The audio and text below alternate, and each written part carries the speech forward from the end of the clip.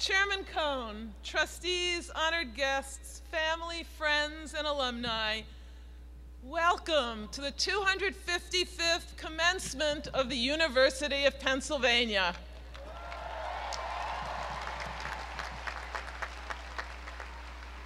So now everyone, you can do better than that. Let's hear it for the great class of 2011.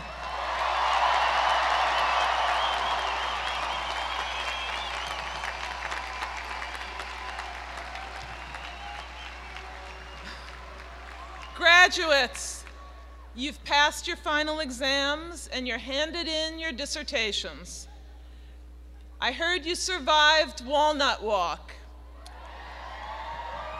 I know you will join me in thanking those who helped you arrive at this moment.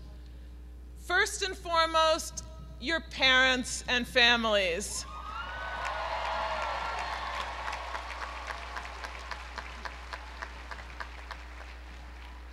And our great faculty, your professors. And of course, all your Penn friends.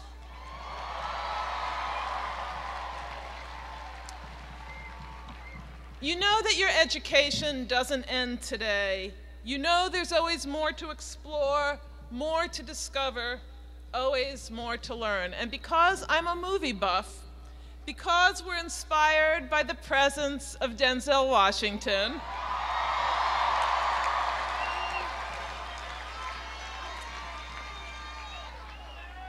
and because the very first Academy Awards ceremony was held on this exact date in 1929, I'm reminded that there's a lot you can learn from the movies.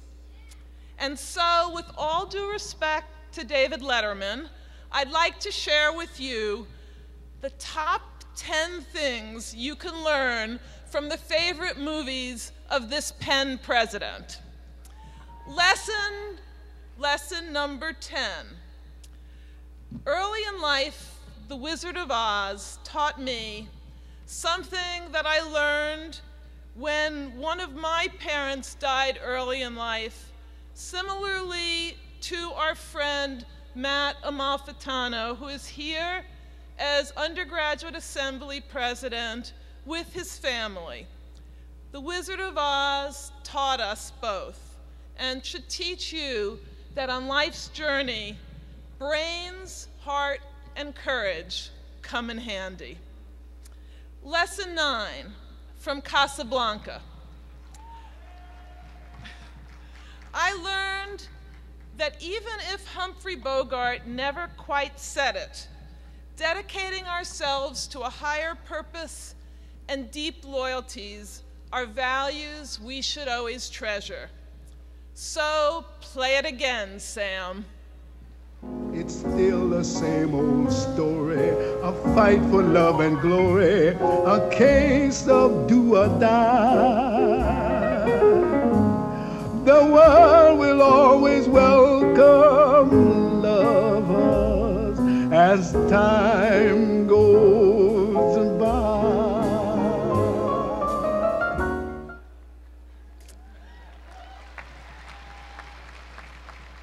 Lesson number 8. As time goes by, the social network reminds us that virtual relationships are no substitute for real ones.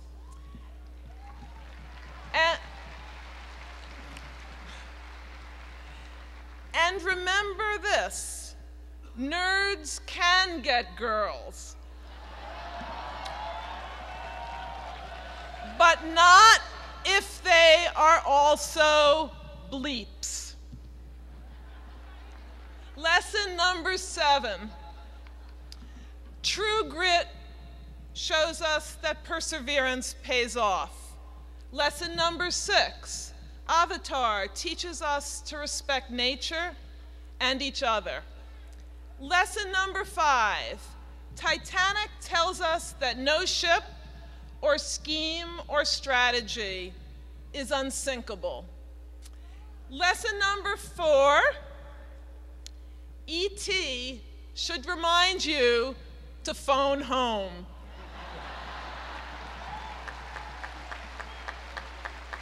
But not now. Lesson number 3, Silence of the Lambs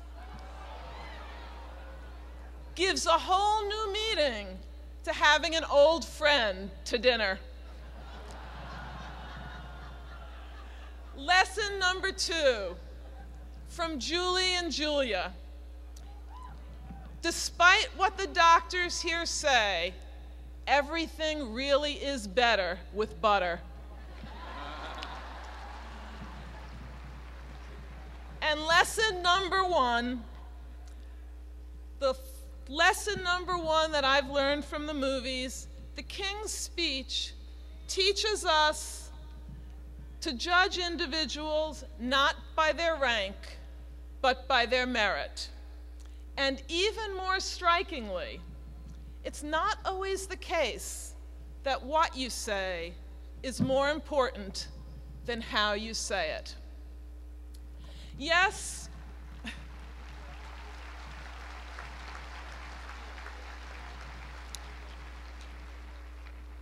we can all learn a lot of things from the movies, but real lessons, especially life lessons, can't be summed up in one-liners. That's why today I'd also like to share with you 4 truly fundamental life lessons that the movies have taught me.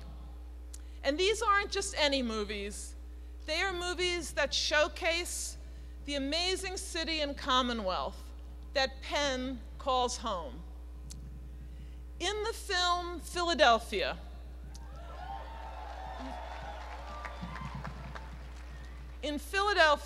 lawyer and admitted homophobe Joe Miller reluctantly takes the case of a man who believes he's been fired because he has AIDS. Miller wins the case, but he also eventually conquers his fear of homosexuality and challenges his ignorance, touching the dying man's face. In realizing his common humanity with his dying client, Miller enriches and ennobles not only his client's life, but his own. Miller provides us with life lesson number 1. Being a successful professional isn't as important as being a good person.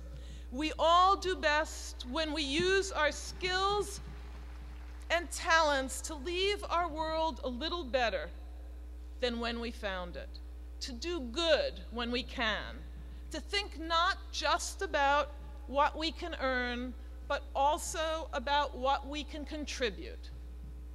Because, with all due respect to Rhett Butler in another favorite, Gone with the Wind, frankly, my dear, you do have to give a damn.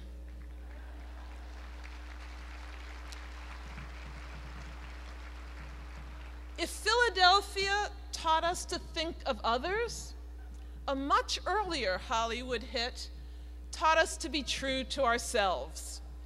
In the classic film, The Philadelphia Story, Katharine Hepburn plays wealthy mainline socialite, Tracy Haven, great name. She's a headstrong woman, about to marry again when her ex-husband, played by Cary Grant, re-enters her life.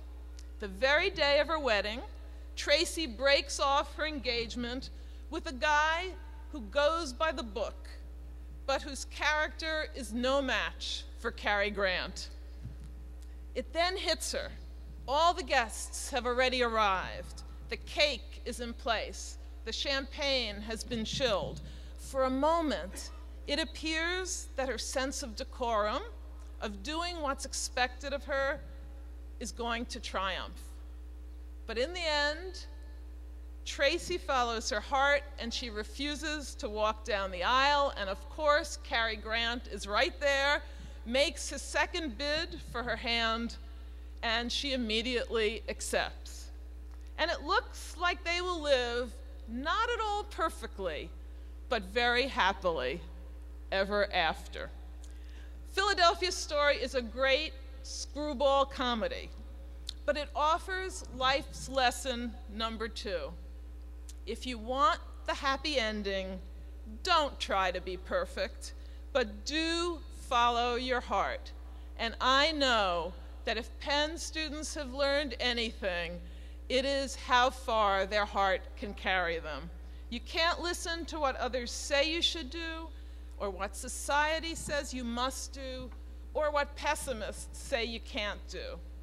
If you want to be successful and truly enjoy your success, you have to pursue what inspires you, what impels you, what you love. Find your dream and follow it, for it's the only path that leads to true success.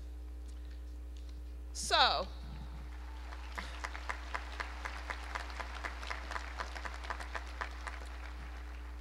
pursuing a dream is one thing that Rocky Balboa certainly understood. In local film favorite Rocky, there's a great scene. Rocky's trainer tells him that he's always believed that Rocky's effort did not match his potential. Suddenly, Rocky is handed the opportunity to face the heavyweight champion of the world. Only by giving it everything he has and then some, by, and I quote from the epic film Rocky, rising up to the challenge of a lifetime, Rocky, the Bush League boxer, is able to successfully meet and nearly beat the champion. In Rocky's story, we can find fundamental life lesson 3. You can't win with half-hearted effort. In order to be sitting here today, you gave your all at Penn. Continue to do so, give it your all. When the opportunity you've dreamed of, the challenge of a lifetime comes your way, you'll be ready for it. When you are ready, even if disaster seems imminent, even when the proverbial train has already left the station and is barreling toward disaster, courage combined with creativity will save the day. That's the 4th fundamental lesson, made vivid by one of my new favorite movies, Unstoppable. Now, for those of you who haven't seen it, you must.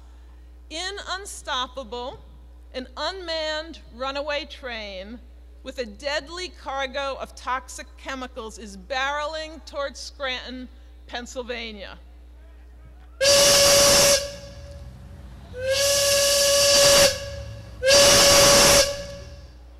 No one knows what to do. Stay here, don't go. Disaster looms. Intrepid engineer Frank Barnes, played by none other than Denzel Washington,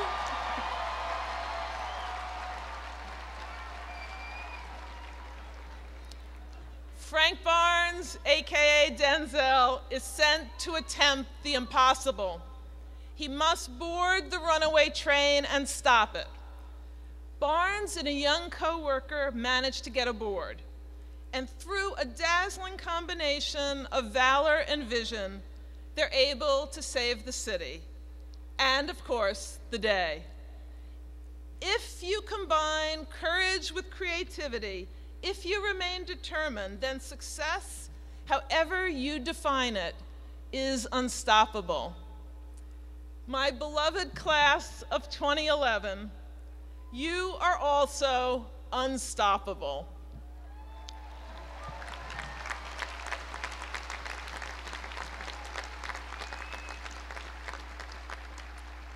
Take these 4 fundamental lessons to heart, and like all of our extraordinary honorary degree recipients, you will enjoy success. You will enjoy happiness. You will enjoy a life of meaning far beyond anything you can now imagine. And if you will permit me one more thing before the credits roll, Remember that when taken together, these 4 life lessons reveal one essential truth. By following your heart, by giving it your all, by doing so with creativity and courage, you will not only be happy, you will be great. You will truly be unstoppable. As your final day at Penn comes to a close and you find your next role in life beyond Penn, my fervent and final wish for you is that you will always take great pleasure in what you've learned here, in your families, your friends, your work, your volunteer activities, and of course, in great films. As much pleasure as I have had the great good fortune to know you, it's been a privilege to have you here.